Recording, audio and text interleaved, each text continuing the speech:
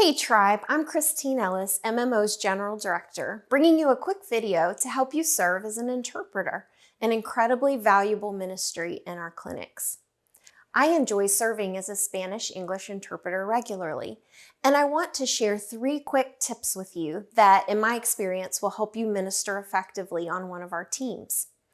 First of all, as an interpreter, you want to be invisible. After introductions and describing to the patient what your role will be, your job is to be the channel through which information flows. You want to talk to, not about. Use first and second person as you're translating in the clinic setting. And you always want to form a triangle with the provider that you're working with. That way the patient understands you're as much there for them as you are for that provider. When you're speaking to the patient and to the provider, you want to say things like, my stomach hurts. Don't say his stomach hurts. Speaking about the patient. Speak directly to and translate literally. Number 2, you want to be accurate in your translation. In an effort to be helpful or even save time, the temptation that many interpreters face is to cease from becoming a channel and try to filter information. This is not helpful or correct. You never add or omit anything that's being said. It's not your job to determine which information is needed or valuable. Your job is to relay that information.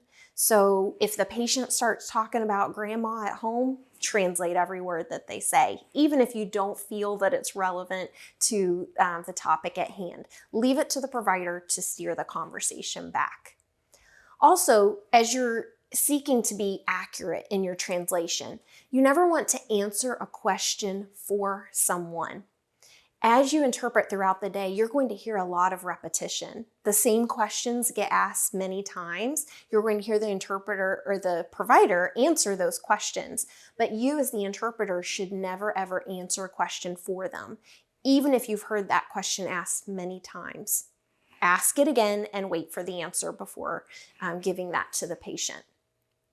You may find it helpful as you interpret to take notes about what's taking place, jotting things down, especially if their interpreter is giving long lists of things. If there's a list of symptoms that they're looking for, or a long list of terms that's tough on your short-term memory, you may want to jot those down as you're working just to make sure you hit them all when you translate back for the patient. And then one of the most important things to remember is throughout the day, you're going to want to take breaks. Every time your provider takes a break, goes and grabs some water, go with them, take a break. Translating is mentally exhausting. You may reach a point where you are feeling like you need a break, a mental break, and you need to let your provider know that. Say, would you mind if we just step away for a minute? That's going to help you stay more accurate in your translation because you'll go back in a little more refreshed. In addition to being accurate, we want to make sure that we're being honest. Help your provider know how much you can translate at once and how much your short-term memory can hold. Don't pretend you can do more than what you can do. Be honest, have that conversation and let them know, this is too much, we need to shorten what I'm translating. Let's get it down a little bit. If you do this for any amount of time at all, you will get stuck. Even the best translators do, and that's okay. But again, we want to be honest. When you do get stuck, first of all, you need to let the listener know that you're going to ask for clarification. Pause and let them know. That way they don't believe you're having a side conversation about another topic. Then go to the speaker and ask them to repeat what was said. If you still don't understand, then ask the speaker to rephrase what they said.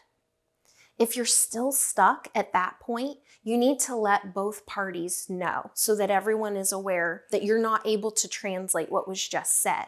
You may need to consult a resource like your dictionary or an app on your phone, or even another interpreter who has a little more experience to help make the message understood.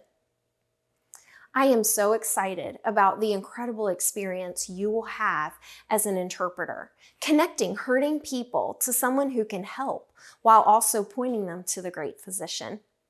You have an opportunity to share God's love in the gospel through each patient interaction. We appreciate you and we are praying for you. If you have any follow-up questions about your role as an interpreter, please email me, Christine@medical-outreach.com.